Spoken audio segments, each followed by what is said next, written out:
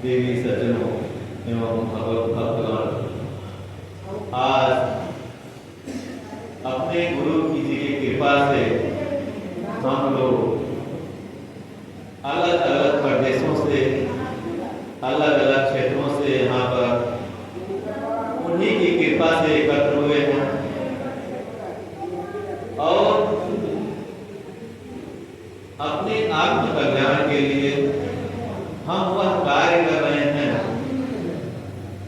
जिस कार्य को करने के लिए हमारे सद्गुरु या उनसे पहले जो भी सद्गुरु थे, राम, कृष्ण, बुद्ध, शंकर इत्यादि सद्गुरुओं ने मानव समाज को जो कार्य करने के लिए प्रेरित किया, जो मार्ग बताया, जो रास्ता दिखाया, आज हम उस रास्ते पे चलते हुए उन अपने गुरु जी का सादर आभार प्रकट करते हैं और आप लोगों ने इस सनातन रास्ते को चुना। आपके बुद्धि विचार में ये रास्ता आपको समझ में आया, इसलिए आप लोगों को भी कोटि कोटि प्रणाम करते हैं। वास्तव में करोड़ों लोग हैं इस संसार में, अपने ही देश में कई करोड़ की जनसंख्या है, लेकिन इस ज्ञान को समझना, समझकर उस पर चलना, जिन आत्माओं को यह रास्ता सूझा है, यह ज्ञान मिला है और जो लोग इसको महत्व दे रहे हैं, तो वास्तव में उन करोड़ों अरबों में से कोई एक है। जैसे पार्वती ने कहा कि नर सहस्त्र मह सुनह पुरारी, नर सहस्त्र मह सुनह पुरारी, कोई एक मोहि नेम बतधारी। कि सहस्त्रों लोगों को मैंने देखा है, उसमें कोई एक होता है बिरला जो इस रास्ते पे चलने वाला होता है, कोई एक मोहि नेम बतधारी। ये पार्वती शंकर से कह रही है, नर सहस्त्र मह सुनह पुरारी, कोई एक मोहि नेम बतधारी। तो आप शास्त्रों में से एक चुन के आए हैं, इसलिए हमारी आत्मा आपकी आत्मा को प्रणाम करती है कि आप बहुत महान हैं, कि कम से कम इस ज्ञान का महत्व आपने दिया। आपने सारे कार्य भाग संसार में, आदमी को एक मिनट का टाइम फुर्सत नहीं है अपने कार्यभार से, उस बहुमूल्य समय में से आप निकाल के आपने इसके लिए समय दिया, इसके लिए आपकी महात्मा महान है, आप महान हैं, आप महात्मा हैं।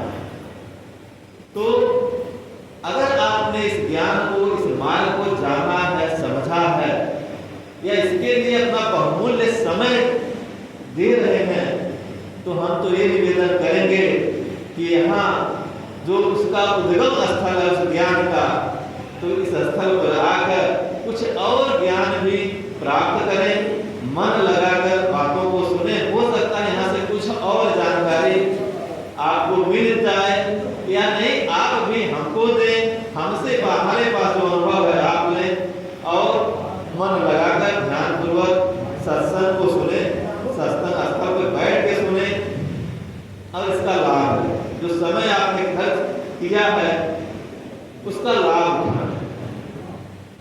आज गुरु पूर्णिमा के अवसर पर आज तो हम लोग गुरु जी का ही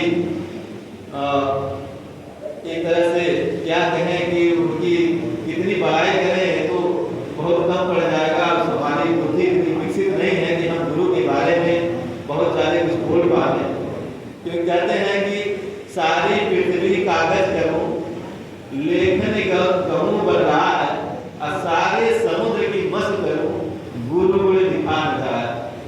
कि सारे पृथ्वी को अगर मैं कागज बना लूं, या सारे जंगलों को का कलम बना लूं, और सारे समुद्र की स्याही बना लो, फिर भी गुरु का गुणगान नहीं किया जा सकता, कम पड़ेगा। तो ऐसे में हमारी क्या है, वो है क्षमता है कि हम उनका गुणगान करें, इतनी उनकी महिमा इसलिए कि इन जो हमारी आपकी आत्मा थी, पता नहीं कितने जन्मों से भटक रही है, कितने योनियों में भटकी, क्या क्या झेला होगा, और अन्य जन्मों का छोड़ दीजिए, जब तक यह ज्ञान नहीं मिला रहता है तब तक जो अपना पारिवारिक, अपना दैनिक परेशानियां हैं वो भी इतना पहाड़ सा महसूस होती है कि आदमी उसी में परेशान होता है, जीते जी नरक का दर्शन होता है। अगर आपके पास आत्मज्ञान नहीं है, इस भक्ति, इस रास्ते पे नहीं है, तो छोटी भी परेशानी आपको इतना परेशान करती कि पहाड़ सा दिखने लगता है। और अगर ज्ञान है, ये रास्ता है, तो इस संसार की कोई भी परिस्थिति आपको परेशान नहीं कर सकती। ये तो हम सब आप लोग जानते ही हैं, जो भी गुरु भाई हैं उनको ये आभास होता होगा कि संसार ही, जब हम जानते हैं कि ये संसार ही हम नहीं है, संसार ही माया है, तो माया है वो असत्य है, झूठ है, तो झूठ हमको कितना परेशान कर देगा। जब झूठ ही है संसार, कहते हैं कि स्वप्नवत संसार, संसार क्या है, एक स्वप्न है, हम इसमें एक स्वप्न देख रहे हैं, उसमें कोई डॉक्टर बना हुआ है, कोई इंजीनियर बना हुआ है, कोई मास्टर है, तो कोई क्या है, कोई पुलिस है, जो भी है, लेकिन ये क्या है, एक स्वप्न है। जैसे स्वप्न में हम राजा बन जाते हैं, भिखारी बन जाते हैं, चोर बन जाते हैं, ठाकुर बन, स्वप्न है। और जब स्वप्न खुलता है तो सारा राजा भी खत्म, भिखारी भी खत्म, जहाँ जेल कहते हो। ठीक इसी तरह जीवन, ये पूरा जीवन बीत रहा है, एक स्वप्नवत जीवन है। इसमें हम डॉक्टर हैं या मास्टर हैं या जो भी हैं, गरीब हैं, धनी हैं, जो भी है, ये सब स्वप्नवत ही है। जब नींद खुलेगी तो ये भी सब झूठा रहेगा। तो जब इतना ज्ञान है, इतना समझ है, तो ये संसार का जो स्वप्नवत संसार है, इसका हमारे पर कितना बोझ डाल देगा, या कितना हमको परेशान कर देगा, नहीं करेगा। तो अब इसको ज्ञान कराने के लिए देखिए हम 3 मिनट में बोलेंगे, इस बात के बारे में ध्यान देंगे, जाते नहीं, क्योंकि अभी हम लोग को गुरु पूजा भी करना है। वेद का मंत्र है, 3 लाइनें हैं, असतो मां सद्गमय, तमसो मां ज्योतिर्गमय, मृत्यो मां अमृत्यंगमय। तमसो मां, अस्तो मां सद्गमय। अस्तो मतलब असत्य, जो असत्य से सद्गमय, सत्य के तरफ ले जा रहा है, ऐसा पूर्ण गुरु, ऐसा सद्गुरु जो असत्य से सत्य के तरफ ले जाए। असत्य क्या है और सत्य क्या है? असत्य वो है जो जिसमें परिवर्तन हो, जिसमें भी परिवर्तन होता है उसको असत्य या झूठ कहते हैं। जैसे अगर एक ही सवाल को एक ही व्यक्ति से अगर हम 10 बार पूछें और वह 10 बार अलग अलग उत्तर दे, परिवर्तन हो उसके जवाब में, तो क्या हमको विश्वास होगा कि वो सही बोल रहा है? एक ही प्रश्न को एक ही व्यक्ति से हम 4 बार पूछें और चारों बार वो 4 उत्तर दे, तो हम क्या कहेंगे कि सच बोल रहा कि झूठ? हम कहेंगे कि चारों बार अलग अलग जवाब दिया, तो मतलब एक साथ एक भी बात सत्य नहीं है, असत्य है। क्यों? क्योंकि इसके उत्तर में परिवर्तन है, बदलाव है, और जिसमें भी बदलाव है वो असत्य है। जिसमें भी बदलाव है उसको हम स्वाभाविक रूप से कहते हैं कि ये असत्य है, ये झूठ बोल रहा है। अब अगर इस कसौटी पे हम किसी भी चीज को रखें, अपने शरीर को ही रखें, तो क्या शरीर सत्य है? ये जब हम गर्भ से, मां के गर्भ से पैदा हुए, तभी मात्र 1.5 से 2 फुट, युवा अवस्था हुए तो 3 से 4 फुट, 5 फुट, फिर बाल्यावस्था, युवा अवस्था, वृद्धा अवस्था, निरंतर परिवर्तन, हर पल परिवर्तन हो रहा शरीर में।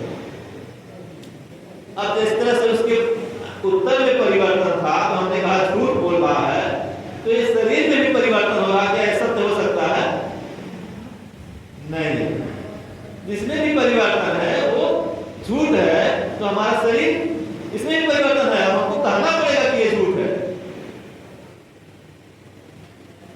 अब हमको असत्य से जो सत्य की तरफ ले जाए, अस्तो मां सदगमय। अब हमको अपना शरीर, यह मेरा तो है लेकिन मैं शरीर नहीं हूं क्योंकि झूठ है। और मैं कौन हूं?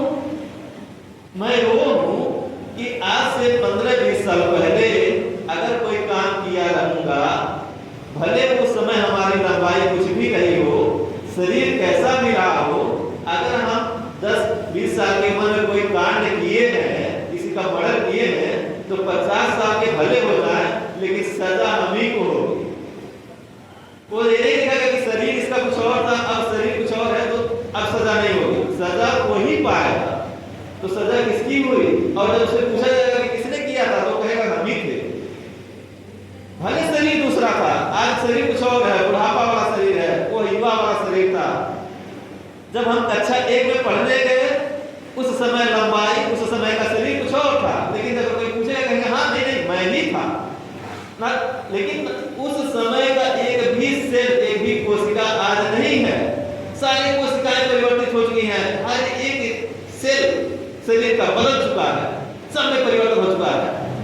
लेकिन वह जो एक है वह तब भी था, आज भी वही है, इसमें कोई परिवर्तन। इसलिए वो कह रहा कि नहीं मैं ही था। ये जो कह रहा नहीं मैं ही था, वही मैं हूं, वही आप है। और वह चींटी में भी है और हाथी में भी है और हम मुझ में भी है।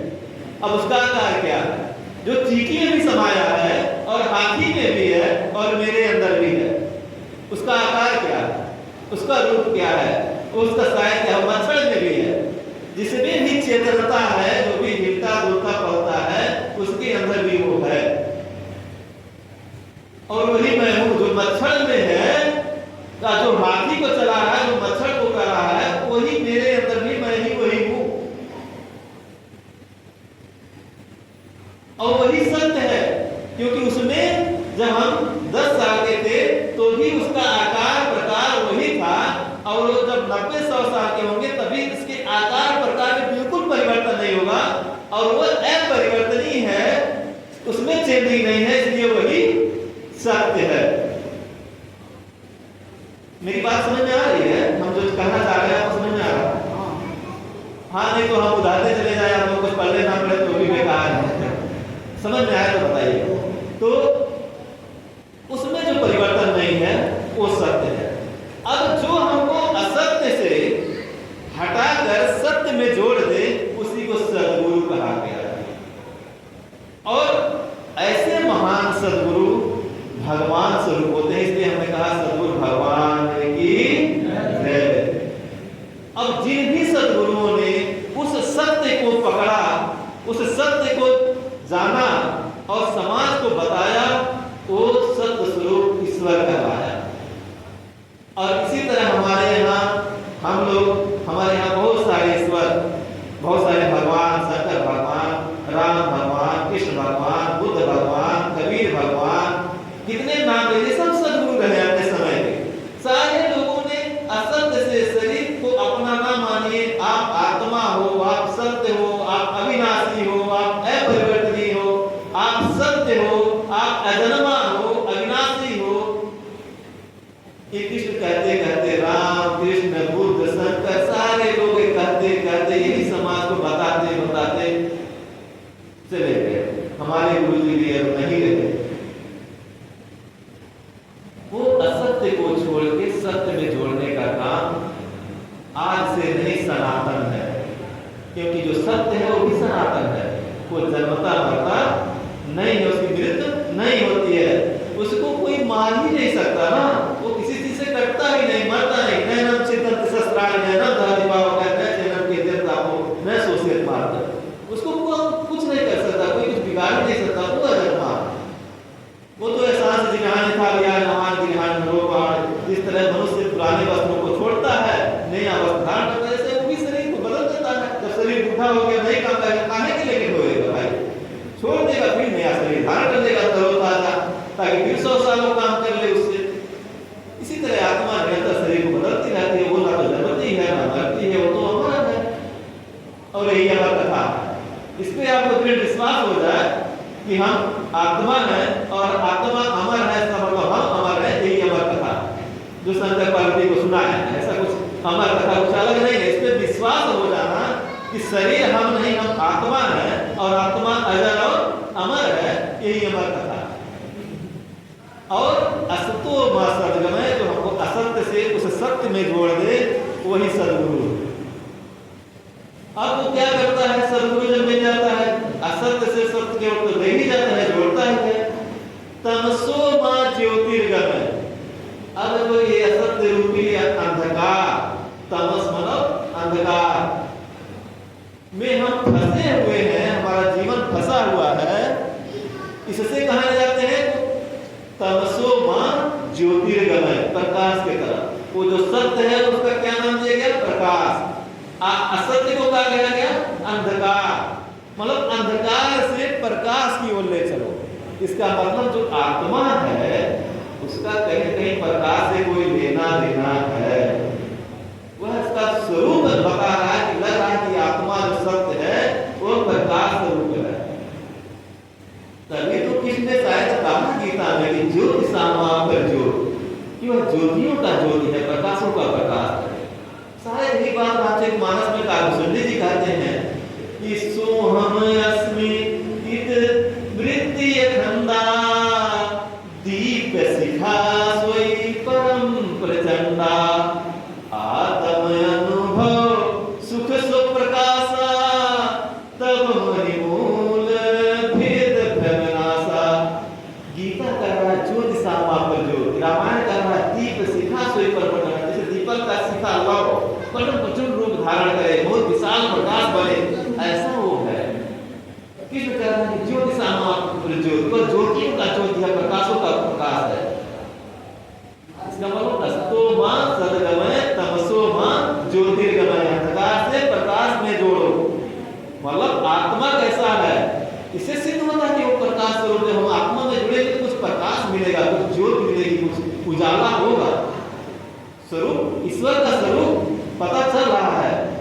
ये लाइनें बता रहे हैं, हम नहीं कह रहे, ये वेद गीता और रामचरितमानस की लिखित बातें बता रही हैं कि वो है आत्मा जो है, वो जो सत्य है, जो अविनाशी है, उसका स्वरूप प्रकाश स्वरूप है। उसको जब हम जानेंगे तो प्रकाश स्वरूप कुछ दिखाई देगा।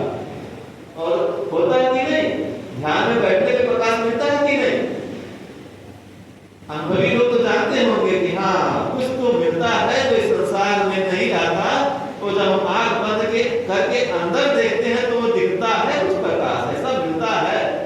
सच में प्रैक्टिकल 100% ईश्वर कहीं अलग से खोजे, बाहर खोजेंगे तो गड़बड़ है, क्योंकि आत्मा शरीर के बाहर नहीं है। शरीर के बाहर चली जाएगी तो हम रखे खत्म। शरीर के बाहर आत्मा निकली तो शरीर हम खत्म, फिर कहाँ देखेंगे? वो शरीर के अंदर है तो प्रकाश बाहर मिलेगा।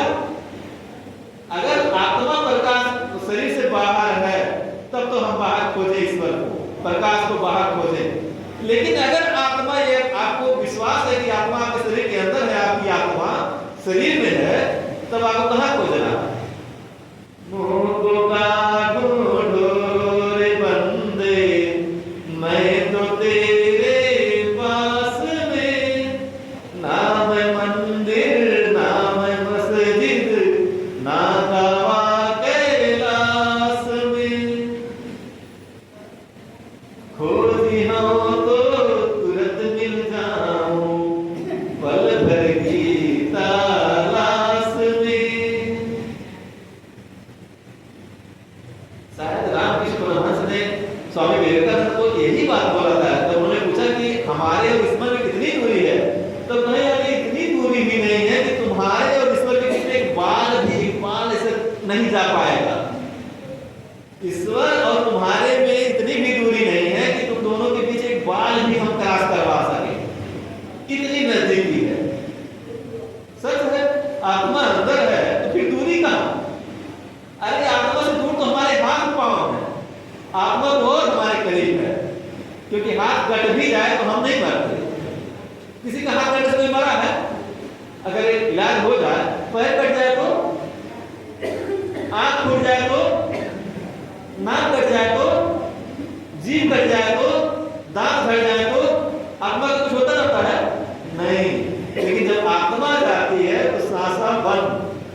अगर आंख खुली है तो आप बंद भी नहीं कर पाओगे, आंख बंद है तो खुल भी नहीं पाएगी। उसके निकलते ही जहां जो है वही स्टैचू स्टॉप। वो जब तक है तब तक आप कुछ भी करो, जो भी बल है उससे बल है, जो भी बल है बुद्धि है ये उसके प्रभाव से है। तमसो मां ज्योतिर्गमय। और तीसरी लाइन क्या कह रही है? मृत्यु मां अमृत्यम गमय। मृत्यु से अमरता की ओर, मृत्यु मां अमृतम गमय। अमृतम मतलब अमर, अमरता की ओर। मृत्यु कहां होगी? किसकी होगी? जो झूठ है। मृत्यु किसकी होगी? जो झूठा है, जो परिवर्तनशील है, जिसमें बदलाव होता है। वो कुछ भी हो, मौसम हो, समय करते समय हमेशा बदलता रहता है, कोई समय अस्थायी नहीं है। झूठा है।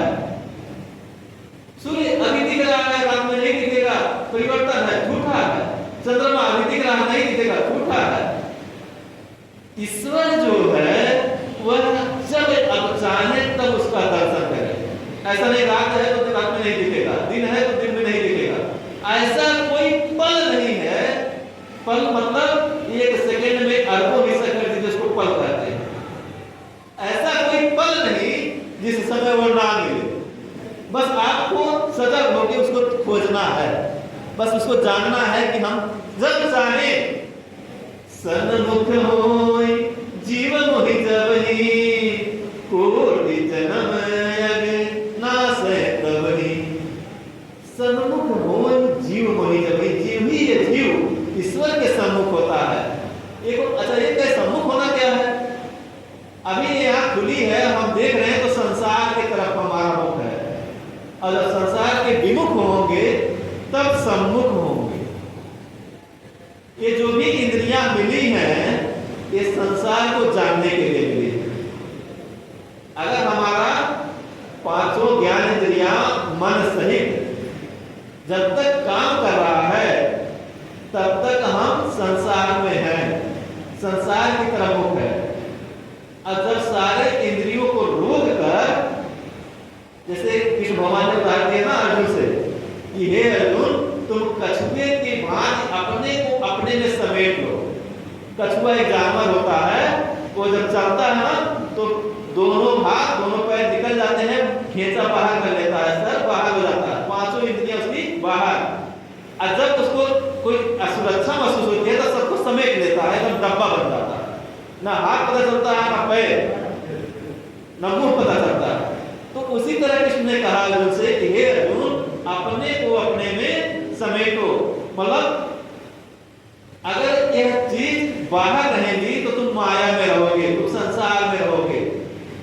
क्योंकि ये जो ज्ञान इंद्रियां हैं, यहाँ तक कि मन भी, ये सिर्फ संसार को पकड़ता है, माया को पकड़ता है। सिर्फ कृष्ण ने नहीं कहा, राम ने लक्ष्मण को बताया है। लक्ष्मण ने पूछा कि भैया ये माया क्या है और ईश्वर क्या है? तो राम कह रहे हैं कि गो गोचर जहां लगे मन जाई, सो सब माया जानहु भाई। गो मतलब होता है इंद्रियां, और गोचर माने इंद्रियों के पकड़ में आने वाला, जिसको इंद्रियां जान ले वो गोचर होता है। जहां लग मन जाए, यहाँ तक कि मन भी जहां तक दौड़ता है, जो जो चीज मन पे पकड़ लेता है वो सब क्या है? सो सब माया जानहु भाई। वो सब माया है। माया मतलब असत्य, संसार, स्वप्नमय संसार, झूठ। इसका मतलब हम आंखों से जो दिखे, जिस भी चीज को आंख देख ले वो क्या है? माया है, संसार है, झूठ है। जिस चीज को कान सुन ले माया है। जिस चीज को जीभ चख के समझ ले कि मीठा है कि तीखा, नमकीन है कि खट्टा है, माया है। त्वचा जिस चीज को स्पर्श कर ले, हवा है कि क्या है, ठंडा है कि गर्म है, माया है। मन भी जहां तक पहुंच बना ले, जो भी सोच ले, जितने भी अपना मंजिला से मंजिला पर हरपति खरपति बन जाए सोच के, ये सब माया है। मन भी जहां तक पहुंचा सो सब गो गोचर जहाँ लग मन जाए, मन भी जहाँ लग जाए सो सब माया करना होता है। तो इसके लिए हमको क्या करना है, अपने को अपने में समेटना है। तब क्या होगा, मृत्युमान अमृत्यम कर रहे हैं। जब हम शरीर को छोड़ेंगे और आत्मा को पकड़ेंगे जो अमर है, तब हम मृत्यु से अमरता की ओर जाएंगे।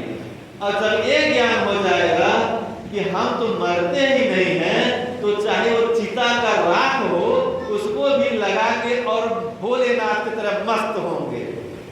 क्यों? क्योंकि हमको आभास है कि हम तो मरने वाले ही नहीं हैं। तो चाहे वो चिता का भस्म हो, चाहे काला विषैला सांप हो, उसका भी हार बना देंगे। भोलेनाथ का फोटो एक बार दिमाग में रखिएगा कि चाहे चिता की राख हो उससे भी होली खेलेंगे, और चाहे विषैला सांप हो उसका भी हार बनाएंगे, क्योंकि हमको मरने का गम नहीं है। चाहे वो समुद्र से निकला हुआ जहर भी है तो पी लेंगे, क्योंकि हम तो मरने वाले ही नहीं है। ऐसे थे हमारे शंकर जी, इतनी दृढ़ विश्वास था उनके अंदर कि हम तो आत्मा है, हम तो अमर हैं, हम तो शरीर है नहीं, और विष की सांप की क्या औकात जो हमको मार सके। विष में या सर्प में औकात है कि वो आत्मा को मार दे? नहीं है। तो फिर किससे डरना? काहे ना हम सांप की माला पहन ले, काहे ना हम चिता के भस्म से होली खेल ले, उत्सव मना ले। ऐसे नहीं उनको बोल देवों के देव महादेव ऐसे नहीं कहा गया। पूरा संसार, पूरा देश, पूरा मानव समाज आप जब कर रहा है तो वही है, उसी का असर है जो पांचवी भक्ति में राम ने कहा कि मंत्र जाप मम दृढ़ विश्वासा तब वही मूल भेद प्रदनासा। जब उस दृढ़ विश्वास होगा इस मंत्र पे, इस रास्ते पे, तो सारे भ्रम, सारा जो मरने का डर है, जो भ्रम है, वह दूर हो जाएगा। ठीक? और तब हम अमरता, मृत्यु से अमृत के तरफ बढ़ेंगे, और उसमें अधिक विश्वास होगा तो अमृत को प्राप्त भी करेंगे और अमर होकर दिखाएंगे। कितने लोगों को आभास हो गया कि हम अमर हैं? थोड़ा एक बार हाथ उठा दें, हमको भी विश्वास हो जाए कि हाँ आप लोग अमर हैं। कितने लोगों को विश्वास हुआ कि अमर है? नहीं हुआ। अभी कुछ लोगों को 25% लोगों को विश्वास है कि अमर नहीं है। अभी तो कहीं विश्वास है कि हम शरीर हैं, आत्मा अपने आप को नहीं माना। 75 लोगों को इसीलिए राम को कहना पड़ा कि दृढ़ विश्वास होना चाहिए, क्योंकि राम खड़े हैं माता सबरी के सामने, राम स्वयं खड़े हैं माता सबरी के सामने, फिर भी राम को कहना पड़ा कि मंत्र जाप मम दृढ़ विश्वास करना पड़ेगा कि हम आत्मा है, हम शरीर नहीं है। और जब तक ये विश्वास नहीं होगा तब तक आपको मरने का डर रहेगा, क्योंकि शरीर तो मरता है, ये तो झूठ है तो बदलेगा ही, पैदा हुआ है तो मरेगा, जो भी है। वैसे ये पूरा ब्रह्मांड, आप लोगों ने कभी सोचा होगा कि जो भी हमको दिखता है वो सब मिट्टी है? अच्छा एक कहानी मजेदार की सुन लीजिए। बोर नहीं हो रहे हैं हम लोग, उब नहीं रहे हैं हमारी बातों से? हाँ तब सुन लीजिए, नहीं तो हम बंद कर देंगे बात। ये ऐसे कोई सज्जन महापुरुष थे, तो वो बातों बातों में कह दिए कि ईश्वर की असीम कृपा है जो मानव शरीर बनाया, वो भी मिट्टी से। सबसे महान शरीर बनाया है मनुष्य का, और भी मिट्टी से बनाया। अब 2-4 महाबुद्धिजीवी लोग थे, तो वो कहे कि बड़ाई तो ऐसे कर रहे हैं जैसे सोने या हीरे का बना दिया। बड़ाई तो ऐसे कर रहे हैं कि बड़ा महान शरीर बनाया मनुष्य का, अगर कहीं हीरे का बना दिए होते तब एक काम करते, जो कि बनाए मिट्टी से है। दूसरा कह रहा अरे यार, अरे सोने का छोड़ो, हीरे का छोड़ो, अरे कम से कम लोहे का बना दिए होते तो भी एक सही लगता कि हाँ चलिए सोने का नहीं बनाए, हीरे का नहीं, लोहे का कम से कम बना दिए। तीसरा कह रहा अच्छा अगर मिट्टी का बनाए तो कहां बनाए? फिर बड़का ज्ञानी बनाने से पूछ लो कि मिट्टी का कहां बनाए, कितना पढ़ाई कर रहे हो? अरे सोने हीरे लोहे का बनाया तो बड़ा मजबूत थोड़ा मूल्यवान होगा। ये क्या बात है कि मिट्टी का बनाया तो मूल्यवान बता रहे हो। तब वो सज्जन महापुरुष ने कहा अच्छा ठीक है, मिट्टी से बना तो है, लेकिन तुम आज के बाद से मिट्टी से बनी कोई चीज इस्तेमाल ना करना और हमको तुम 1 महीने या 1 हफ्ते जी के बता देना। मिट्टी से बनी कोई चीज इस्तेमाल ना करना और तुम 1 महीने बाद हमसे अगर जीवित रहना तो मिल लेना। अब उनको बड़ा आश्चर्य हुआ, कहा क्या है जो मिट्टी से बना है? तो दूसरा कहा अरे यार, जो भी हम लोग खाते पीते हो तो मिट्टी से ही उपजता है। जो भी हम खा पी के जीवित है, ये शरीर पली पड़ी है, वो सारी मिट्टी में ही की उपज है। तो मिट्टी का ही देन है, वहीं से अनाज, चावल, फल, फूल, सब्जी और उसी से घास फूस उगा तो जानवर चर के दूध दही सब तो मिट्टी से मिल रहा है। कहा तो नहीं, और हीरे जवाहरात से, सोने चांदी से क्या मिलता? क्या कुछ नहीं। अरे सोने का खान हो, उसमें एक मुट्ठा तो धान डालोगे, क्या वो मिला देगा? कहना नहीं, क्या मिट्टी में? क्या हाँ उपज जाएगी। क्या आप बताओ, क्या लोहे में अगर गेहूं लोहे में बो दिया जाए, लोहे में रख दिया जाए तो नहीं उपजेगा? अरे यार कहाँ से बात कर रहे हो? तब कहते अरे अच्छा, ये जो पेड़ पौधों से हवा ऑक्सीजन जो मिल रहा है, जिससे हम जीवित है, ये किसने बनाया? कह रहे पेड़ पौधे भी मिट्टी से ही उगे हैं। जिस ऑक्सीजन को लेके हम जीवित हैं, एक मिनट अभी रोक दे तो मर जाएंगे, ये ऑक्सीजन देने वाले पौधे भी मिट्टी की देन है। क्या धात तो सबसे मूल्यवान तो मिट्टी हुआ। हम लोग सोने चांदी और हीरे जवाहरात में पड़े थे। तब उनको ज्ञान कुछ हुआ तो महात्मा के पैर पड़े कि हमारी बुद्धि तो अभी तक सोने चांदी हीरे जवाहरात में थी, यही सब मूल्यवान है। अगर मिट्टी ना होती तो ऑक्सीजन ही ना होता, अगर मिट्टी ना होती तो पेड़ ना होते, पेड़ ना होते तो ऑक्सीजन ना होते, ऑक्सीजन ना होते तो हम होते, ऑक्सीजन ना होता तो हम होते। क्या जीवन संभव था बिना ऑक्सीजन के? अरे जो भी चंद्रमा मामा है, मंगल ग्रह है, उस पे ऑक्सीजन ही नहीं है, इसलिए जीवन नहीं है। ऑक्सीजन ना हो तो पानी नहीं है। पानी क्या है? हाइड्रोजन और ऑक्सीजन का कंबाइंड यौगिक है। दो हाइड्रोजन एक ऑक्सीजन मिलके ही पानी बना था, और ऑक्सीजन ना रहे तो पानी ही ना रहे, पानी ना रहे तो मिट्टी ना रहे, पौधा ना रहे, और पौधा ना रहे तो हम कहाँ रहे? मतलब हमारी अस्तित्व डिपेंड करती है मिट्टी पे, इसलिए हम मिट्टी के बने हैं। और मिट्टी से पले बड़े भी मिट्टी में मिल जाएंगे। आज पेड़ पौधे जो हरे भरे दिख रहे हैं, ये मिट्टी से निकले हैं, फिर मिट्टी में मिल जाते हैं। कभी आपने ध्यान दिया? मिट्टी के अंदर से पौधा निकला, पला, बड़ा, सूखा, और वो टहनिया, फिर पौधा गिरा, अब फिर दीमक लगे, फिर मिट्टी बन गया। तो ये जो भी भवन, जो भी जंगल, जो भी वन हमको दिख रहे हैं, वास्तविकता क्या है? मिट्टी है। अभी वो पौधा दिख रहा है प्रत्यक्ष में, लेकिन इसका जड़ क्या है? मिट्टी है। वो सड़ेगा फिर मिट्टी ही बनेगा, और मिट्टी से ही निकला है। ये सारा संसार मिट्टी है, ये पूरा ब्रह्मांड मिट्टी है, हम भी मिट्टी है। यह तन कांचा कुंभ है, लिए फिरे था साथ, अठब का लगा फूट गया, कछुनाया। यह तन कांचा कुंभ है। बहुत पहले सदगुरु कह गए हैं कबीरदास जी, यह तन क्या है? कच्चा घड़ा है, कच्चे मिट्टी का घड़ा है। अब थोड़ा सा ठपका लगा, फूट गया, कुछ नहीं बचा। तो यह जो शरीर है वो किसकी है? मिट्टी की है। हम क्या है? मिट्टी है। लेकिन सबसे महान क्या है? सोना, लोहा, महान भी मिट्टी है। इसलिए हम महान हैं क्योंकि हमारे अंदर एक विचार करने की, ये सोचने की क्षमता ईश्वर ने हमको दिया। इसलिए सारे जानवरों से महान हम हैं। इसलिए मानव योनि महान योनि है। इसीलिए देवताओं को भी दुर्लभ है मानव योनि। बड़े भाग्य मानुष तन पावा, सूरज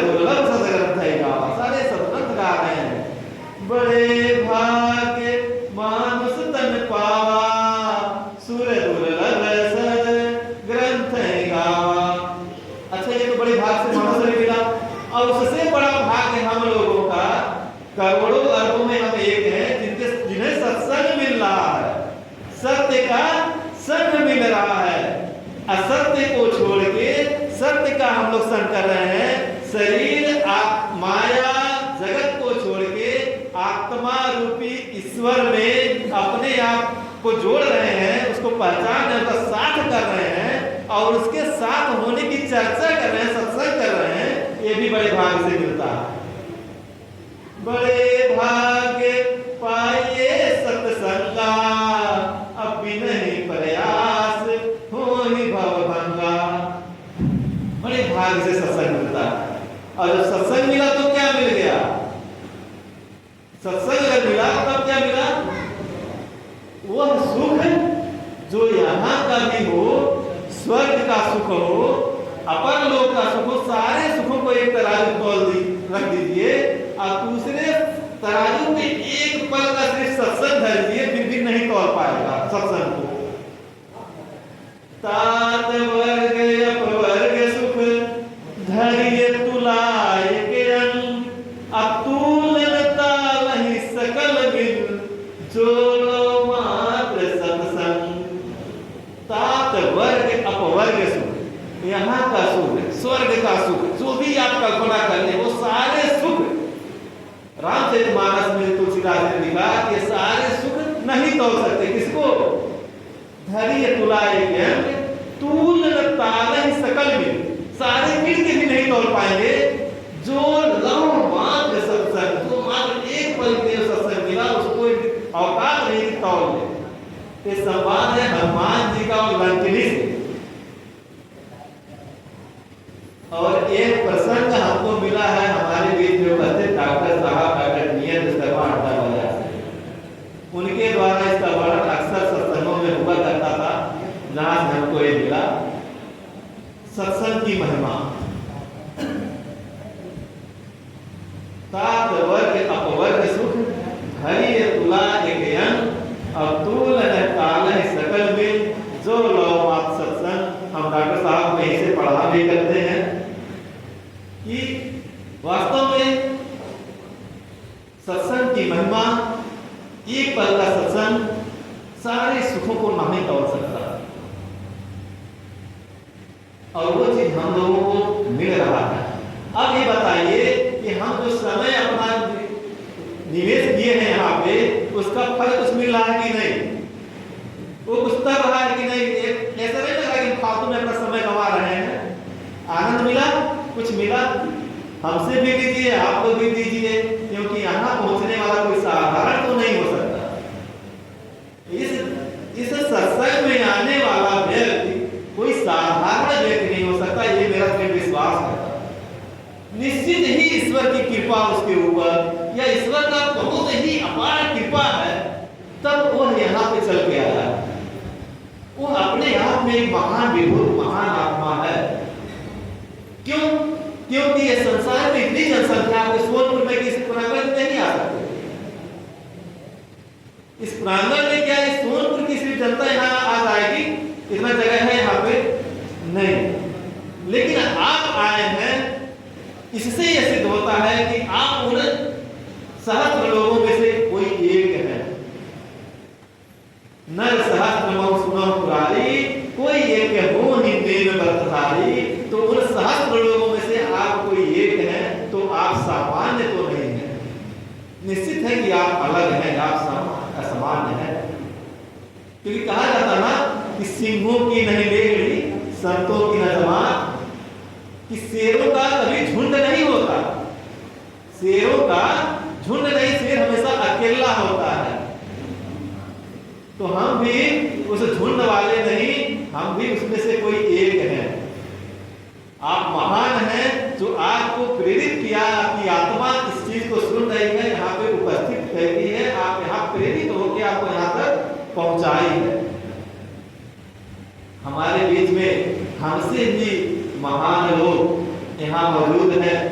हमारे भी आदर्श, हमारे भी गुरु, एक तरह से समझिए हमको भी मार्गदर्शन देने वाले, मार्ग प्रशस्त करने वाले भी हमारी कृपा से, जान लीजिए आप लोगों की कृपा और हमारी कृपा से यहाँ नियम विश्वकर्मा जी जैसे लोग, राजू भैया जैसे लोग यहाँ आज उपस्थित हैं, ये बहुत सौभाग्य की बात है। ये वह लोग हैं कि जो अपने परिवार में कोई एक भी व्यक्ति घर पे नहीं होता था और इस सत्संग के लिए अपना पूरा अंदर से बाहर तक की चाबी सौंप देते थे कि आप लोग सत्संग कीजिए। अब इन लोगों की देन है कि हम लोगों को सत्संग मिला, जो आज आप लोगों के सामने कुछ बोलने की थोड़ी सी हैसियत या कुछ जो भी थोड़ी सी बुद्धि आई है, वो आप लोगों की देन है। आज से हमारे आंसू आ रहा है। अब समझ लीजिए कि हृदय में क्या है।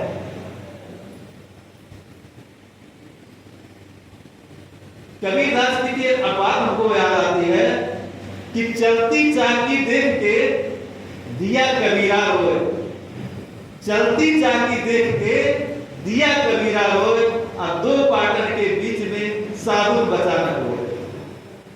हम भी उन्हीं में से थे जो इसी समाज रूपी चक्की में, अज्ञान रूपी चाकी में पिस रहे थे। अगर आप लोग ना होते तो हमको यह ज्ञान, यह बुद्धि, यह विवेक शायद ना मिला होता। दर दर की ठोकरें खाते, कब कहाँ रहते कोई जानते नहीं। बहुत बहुत पढ़े लिखे लोग, विद्वान लोग आत्महत्या कर ले रहे हैं सिर्फ एक मानसिक गृह कलेश की वजह से। इतना महत्व दे रहे हैं कि आत्महनन कर अपनी आत्मा की हत्या कर दे रहे हैं। जो कि जीवन में राम ने कहा कि जो न तरे भवसागर नर समाज पाए, सो कृत निंदक मंद मन, सो कृत निंदक मंद मन आत्महनन कर पाए। कि मानव समाज पाकर जो अपना कल्याण ना कर ले, वो आत्महनन गति जाता पाता है। अब कितना निकृष्ट गति होगा वो जो आत्महनन वाला होगा। शायद हमको ज्ञान ना मिला होता है, विवेक ना जागृत होती, तो हम भी किसी भी स्थिर परिस्थिति में ऐसा हो गए होते कि आत्महत्या कर लिए होते। मेरा एक पर्सनल अपना विषय है कि हमारी जिससे जो हम बहुत प्यार करते थे, बहुत लगाव था, हमारी 7 साल की बच्ची थी एक, जो अपने स्कूल में हमेशा टॉपर आती थी, 7-8 मतलब 99.9% उसका मार्क्स होता था। बहुत ही विद्वान लड़की, मात्र 8-9 साल की, और एक एक्सपायर कर गई, मात्र 2 दिन बीमार हो, इसी में एक्सपायर हो गए। शायद हम उस सदमे को नहीं भूल पाते, पता नहीं क्या कर लेते। और उस ज्ञान की देन है कि आज आपके साथ मौजूद हैं, आपके बीच में बोल रहे हैं। और अगर हम हैं, बचे हैं, तो इसमें उन लोगों की महान कृपा जिनके माध्यम से सत्संग हम तक पहुंचा, यह ज्ञान हमको मिला कि अपने हृदय को हम इतना मजबूत या असत्य को समझे, सत्य को जाने कि उस सत्य को हमने बर्दाश्त किया, उतनी क्षमता हमारे अंदर हुई। इसी वाणी के साथ हम अपने वाणी को ग्रहण देंगे। थोड़ा वक्त तक ज्यादा हो गया और हम चाहेंगे कि हमारे जो भाई, हमारे अग्रज मौजूद हैं, वो लोग भी अपनी बातें को रखें। पुलिस सदगुरु भगवान की